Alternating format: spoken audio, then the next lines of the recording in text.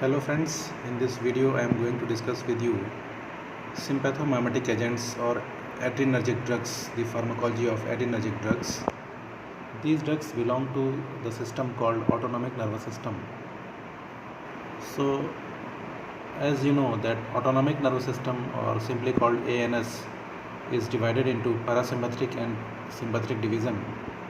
Parasympathetic division, the activities are related with rest and digest, and these activities are for conserving the energy, while sympathetic division, it consists of fight or flight reaction, and it is for utilizing the energy. So there is one more division called enteric nervous system, which is basically operated in the GIT. So as you know, the transmitters involved in autonomic division are acetylcholine, which is secreted at all the preganglionic neurons, all parasympathetic postganglionic neurons, sympathetic neurons at sweat glands, and somatic motor neuron. While norepinephrine or noradrenaline is the major transmitter at most sympathetic postganglionic neurons, except renal arteries, where dopamine is the main transmitter, which causes vasodilation in renal blood vessels. Adrenaline or epinephrine is the major secretion from adrenal medulla. It also acts as neurotransmitter in the CNS.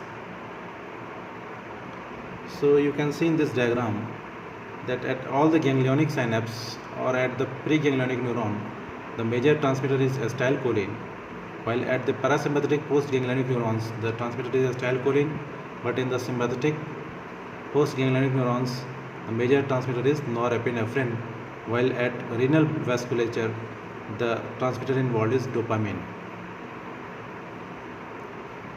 So one thing that you should know, what are catecholamines? Catecholamines are the sympathomimetic amines having hydroxyl substitution at third and fourth position of benzene ring, which is called as catechol nucleus. So some catecholamines are endogenous, means they are present inside our body, while some drugs they act as exogenous catecholamines, means they have catechol nucleus in their structure. So endogenous catecholamines are dopamine, norepinephrine or noradrenaline, and adrenaline, while exogenous catecholamines are dobutamine and isoprenaline.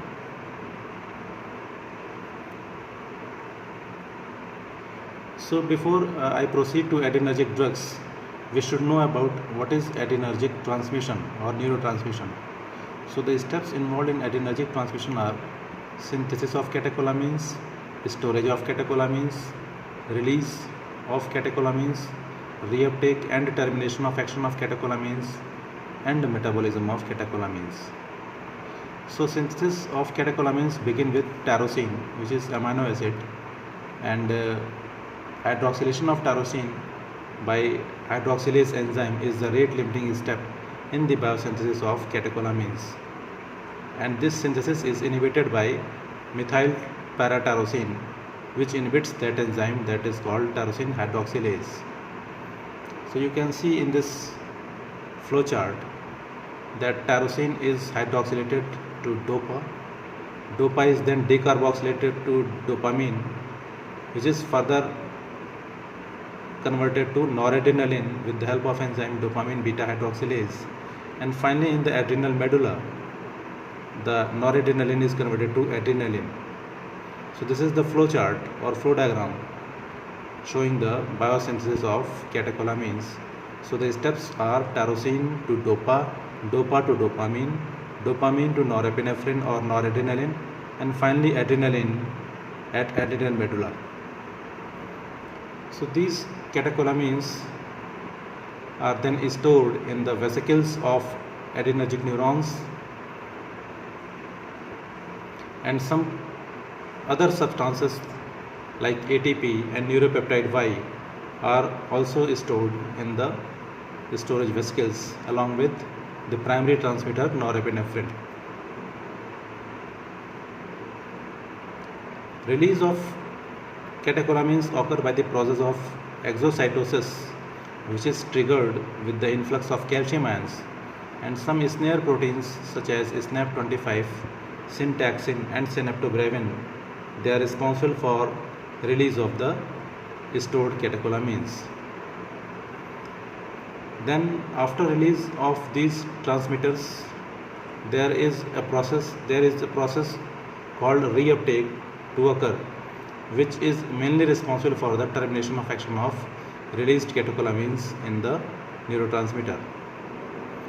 In contrast to cholinergic transmission, where metabolism of the released acetylcholine is the primary process for termination of action of acetylcholine, while in case of adrenergic neurons, reuptake is the primary process by which the action of transmitter is terminated.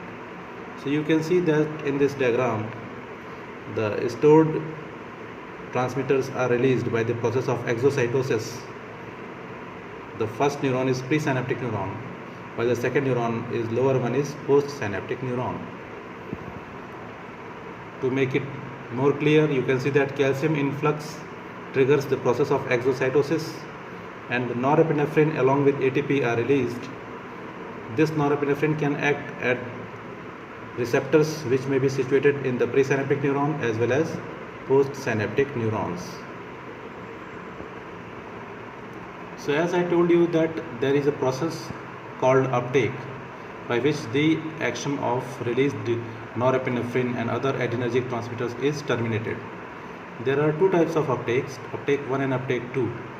Uptake 1 is mediated by a transporter called NAT, that is norepinephrine transporter, while uptake 2 is mediated by ENT, that is organic cation transporter or OCT.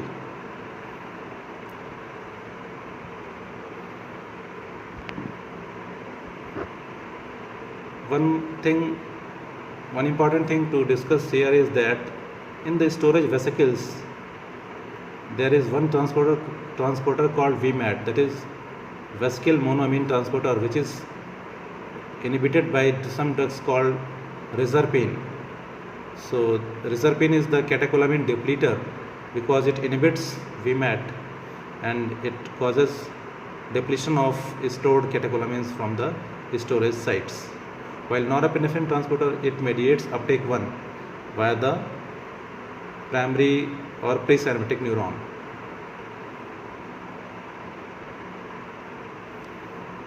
There is one concept called autoreceptors and heteroreceptors. So the release of these transmitters can be modulated by some transmitters of the same system or other system. If the neurotransmitter of the same system, for example in adrenaline, noradrenaline, the receptors may be alpha 1, alpha 2, beta 1, beta 2 and beta 3. So some of the receptors present in the presynaptic neurons, for example alpha 2 receptors, they inhibit the release of norepinephrine from the presynaptic neuron and they are called the autoreceptors. Similarly, some of the receptors such as beta 2 receptors, they enhance the transmission of norepinephrine from the presynaptic neuron.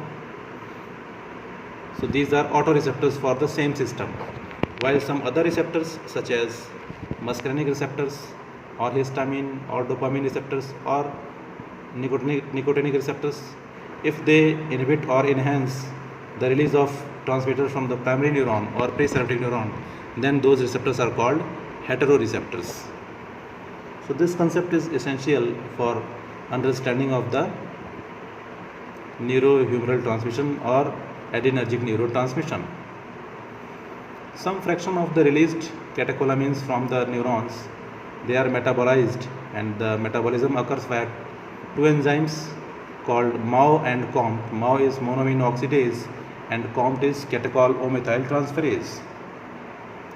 So you can see in this flowchart that epinephrine and norepinephrine, they are finally converted to vanillyl mandelic acid VMA by these enzymes MAO and COMT, and this is helpful in the screening or diagnosis of tumor of adrenal medulla, that is pheochromocytoma, because in such case there will be increased urinary level of these metabolic end products of catecholamines, that is VMA, metanephrine and normetanephrine. Similarly, dopamine is metabolized to homovanillic acid. Now coming to the adrenergic receptors. Adrenergic receptors are basically, there are three types of receptors: alpha, beta and D, dopamine receptors. Alpha receptors are further divided into alpha 1 and alpha 2. Alpha 1 is divided into alpha 1A, B and D, alpha 2 into alpha 2A, B and C, beta 1, beta 2, beta 3, and dopamine receptors are divided into D1 and D2 types. D1 means D1 and D5, while D2 are D2, D3 and D4 receptor subtypes. All the adrenergic receptors are G protein decoupled receptors. So various kinds of G proteins, for example GS protein, GO protein, GI or GQ proteins are involved in the transducer mechanism of these receptors.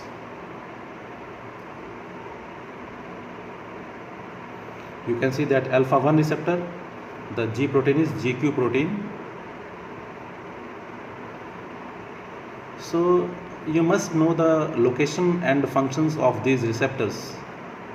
So alpha 1 receptors are present at most vascular smooth muscles and they cause vasoconstriction. Pupillary dilator muscle, that is dilatory pupillae muscle in eye, and it dilates pupil, causes mydriasis. Pilomotor smooth muscle causes piloerection. In the prostate causes contraction, and in the heart increases force of contraction. While alpha 2 receptors, as I told you that most of the alpha 2 receptors are located presynaptically and they cause inhibition of the transmitter release. At platelets, alpha 2 receptors cause platelet aggregation. Fat cells, they inhibit lipolysis, and they may also be present postsynaptically where they cause vasoconstriction. Then beta 1, beta 2 and beta 3 receptors. Beta 1 receptors are present in heart and juxtaglomerular cells of kidney.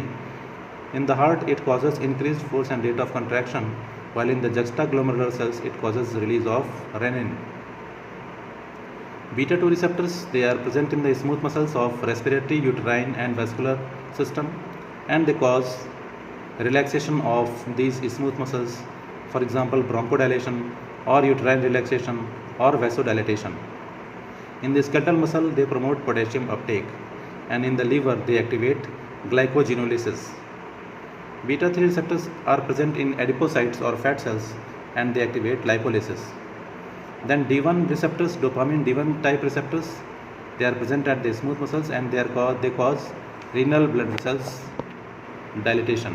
While D2 receptors, they are present in neurons and they modulate transmitter release. So coming to the drugs. Drugs can be classified as direct acting, indirect acting or mixed acting. Direct acting means drugs acting on receptors directly. Indirectly acting drugs are those drugs which increase or mediate the transmitter release, while mixed action sympathomimetics, they are the drugs having both the actions, means they act on the receptors alpha, beta or dopamine receptors, as well as they increase the release of transmitter, that is norepinephrine. So you have to remember some drugs and their receptor function, or the types of receptor on which these drugs act.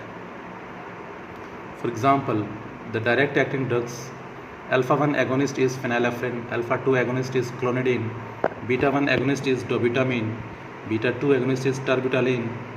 Then we may have some non-selective drugs, means they are acting on more than one types of receptors, such as alpha 1 and alpha 2 agonist, the drug is oxymetazoline, beta 1 beta 2 agonist, the drug is isoprenaline, alpha 1 alpha 2 beta 1 beta 2 agonist, the drug is adrenaline, alpha 1 alpha 2 and beta 1 agonist, the drug is noradrenaline.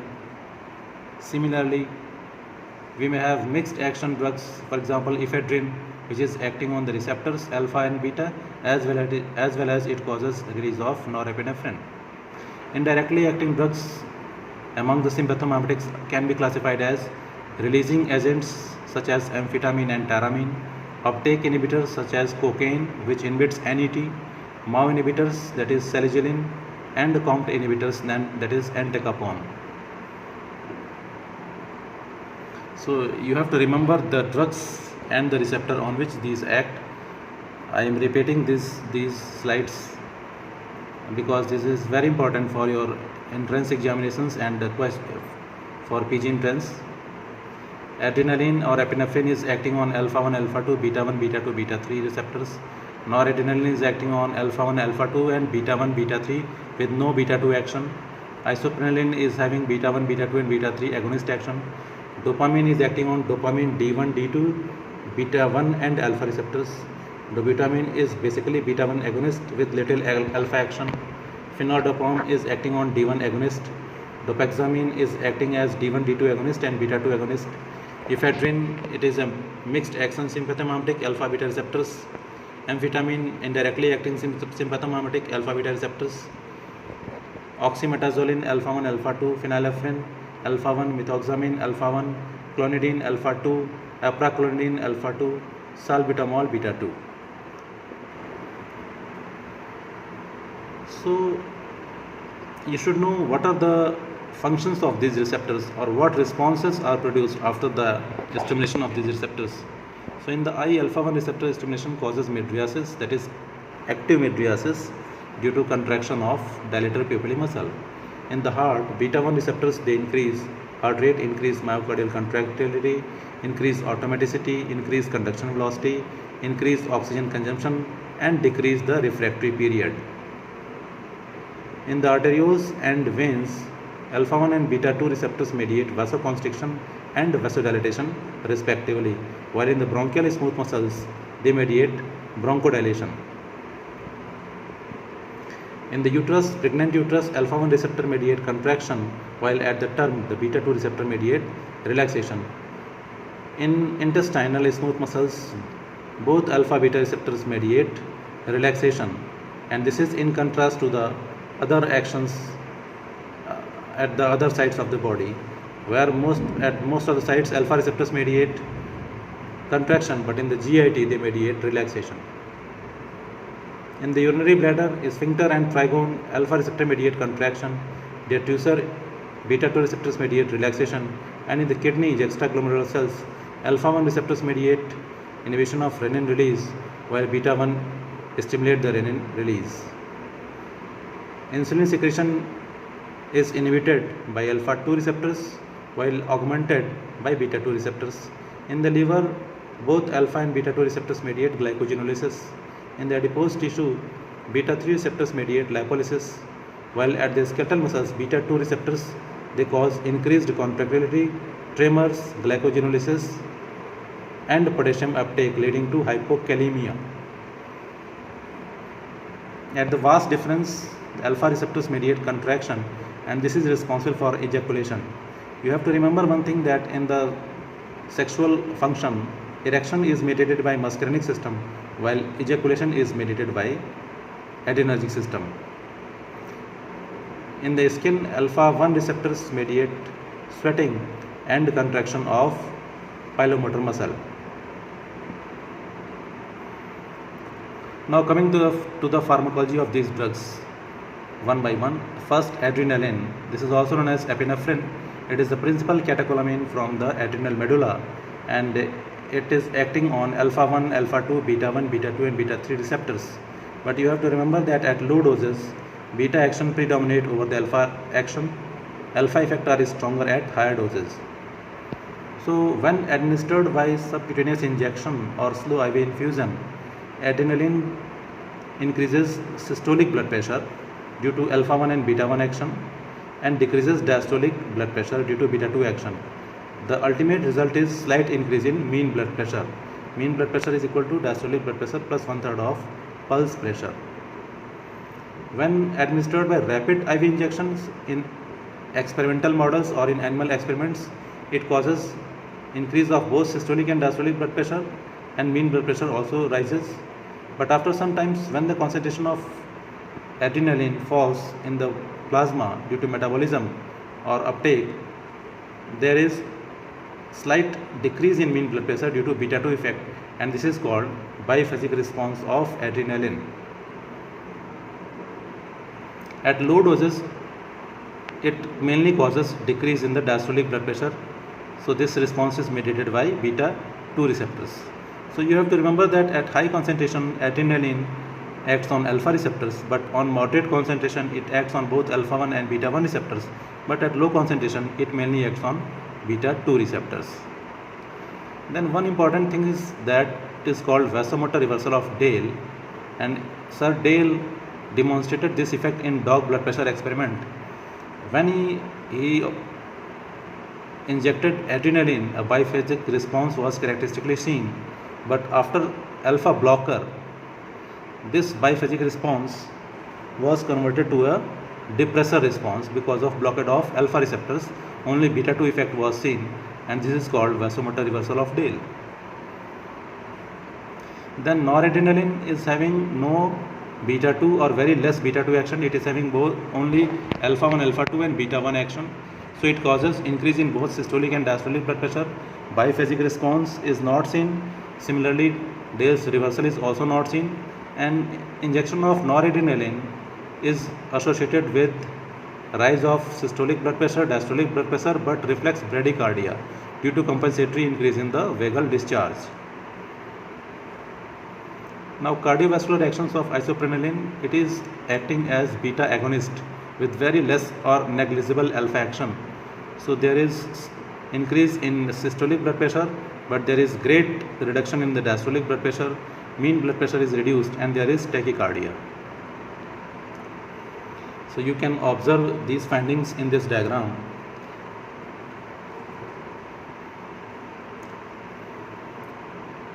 Then one more drug that is very frequently used in emergencies, that is dopamine. It is endogenous catecholamine and immediate precursor of norepinephrine. It is having action on D1, D2 dopamine receptors, beta 1 and alpha receptors without action on beta 2 receptor. At low dose of infusion rate such as 2 to 5 microgram per kilogram body weight per minute, it stimulates mainly D1 receptors of renal and mesenteric blood vessels, causing vasodilatation in these areas, increasing the GFR and renal blood flow. And this effect is very valuable in the patients of hypovolemic shock. When the rate of infusion is increased, for example 5 to 10 microgram per kilogram body weight per minute, it stimulates beta 1 receptors, causing positive inotropic and weak chronotropic effect on the heart. Further increase in the concentration such as 10 to 20 microgram per kilogram body weight per minute, it acts on alpha receptors, increasing the peripheral vascular resistance, and there is rise of blood pressure. Dopamine does not cross blood-brain barrier, so it is ineffective in Parkinson's disease, the condition which is a neurodegenerative disorder where there is loss of dopaminergic neurons. So in that condition we have to give levodopa-like drugs, which are the dopamine precursors. Dopamine is metabolized by Mao and Comte. Because of very short half-life, it is given as IV infusion, and heart rate, blood pressure and urine output should be monitored carefully. So indications of dopamine are cardiogenic shock and other types of shock, cardiac failure with oliguria. Dobutamine is the structural analog of dopamine and isoprenaline. It is directly acting synthetic catecholamine, and it is a racemic mixture, but the principal receptor on which it acts is beta 1. It is acting as beta 1 agonist. So it has very less chronotropic effect and change in peripheral resistance or BP at usual infusion rate, and its half-life is about 2 minutes, given by IV infusion at the rate of 5 to 10 microgram per kilogram body weight per minute. It is used as short-term management of systolic heart failure with low output, cardiogenic shock and a non-invasive assessment of coronary artery disease. Dobutamine stress echocardiography. Now, coming to the therapeutic classification of adrenergic drugs, we can classify these drugs according to their therapeutic uses, and they are classified as vasopressor agents, for example noradrenaline, phenylephrine, methoxamine, mephentermine, midodrine. All these vasopressor agents are having mainly alpha action. Then nasal decongestants, phenylephrine, pseudoephedrine, xylometazoline, phenylpropanolone. The drug is banned in many countries. Oxymetazoline and nafazolone. Then cardiac stimulants, they are having beta action mainly. The drugs are adrenaline, isoprenaline, dopamine and dobutamine. Then we have bronchodilators, mainly beta 2 agonist. adrenaline, isoprenaline, salbutamol, terbutaline, orciprenaline, and salmeterol. Then we have CNS stimulants. The drugs are ephedrine, amphetamine, methamphetamine, and dexamphetamine. Then appetite suppressants or anorectics. The drugs are amphetamine, methamphetamine, dexamphetamine, and phenylpropanolamine. Many of the drugs are not used now. For example, in CNS stimulants and anorectics, some better drugs are available or some newer drugs have come. So these drugs are not used now for these indications. Then uterine relaxants, the drugs are isoxaprine, ritodrine, salbutamol, and terbutaline. The uterine relaxant action is also because of beta-2 agonist action. Then phenylephrine, it is alpha-1 selective agonist. It causes vasoconstriction. It can be used as a pressor agent. It can be used to control local bleeding and along with local anesthetic. It is also used as a mydriatic when sacroplegia is not required. So therapeutic uses of adrenergic drugs or sympathomimetics is number 1, shock and hypotensive states. Then with local anesthetics, adrenaline is combined with local anesthetics. Phenylephrine may also be combined. Because of their vasoconstrictor action, the absorption of local anesthetic is decreased and action of local anesthetic is prolonged. Then to control local bleeding, adrenaline or phenylephrine may be used. Allergic reactions and anaphylactic shock, adrenaline is a drug of choice because being the physiological antagonist of histamine, it antagonizes the vasodilatation and the bronchoconstriction produced by histamine because it is acting as alpha-1 agonist and beta-2 agonist. So it is used in the concentration of 0.3 to 0.5 milligram 1:1000 solution, which is equivalent to 1 milligram per ml, preferably by intramuscular route. Then cardiac arrest, congestive heart failure, and heart block or Stokes-Adams syndromes. These are the other indications for sympathomimetic agents. Bronchial asthma and COPD beta-2 agonist, selective beta-2 agonists are preferred, for example salbutamol or terbutaline. Then as a mydriatic, phenylephrine may be used if we need active mydriasis without sacroplegia. To prevent premature labor, the drugs beta-2 agonists may be used. They act as uterine relaxants or tocolytic agents. Then some CNS indications or central nervous system, the drugs are used in ADHD, that is hyperkinetic children. The drugs are amphetamine and its analogs, but they are less used now because better drugs are available such as methylphenidate and atomoxetine. Narcolepsy is a condition where there is excessive sleep, excessive daytime sleep, sleep paralysis, cataplexy and hallucinations. The drugs utilized are methylphenidate and modafinil. So this is all about adrenergic drugs or sympathomimetic agents. This class would be helpful for you for your exams. Thank you so much. This is Dr. Ravikant Tiwari from the Department of Pharmacology.